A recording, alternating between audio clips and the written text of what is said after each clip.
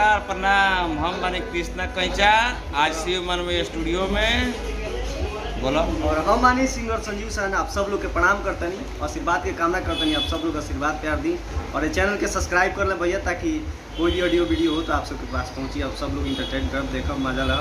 और प्लीज़ आप सब लोग से रिक्वेस्ट बा कि अच्छा लगे वीडियो तो लाइक करी, कमेंट करी और शेयर करी। आई अब संजीव जी के एगो तनी गाना सुनल जाओ। शुरुआत वाला रुआ कहीं कि सटप आइल बानी सटप नजारी, कमर हिलाइब जबले जरी हिमर करी। सटप आइल बानी सटप नजारी, कमर हिलाइब जबले जरी हिमर करी।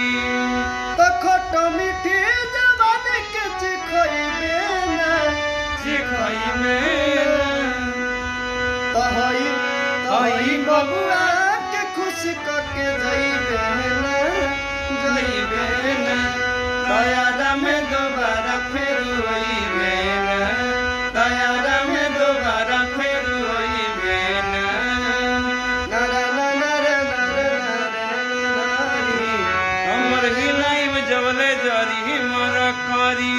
तो खट मीठी जवानी के चिखइबू ना, चिखइबू ना।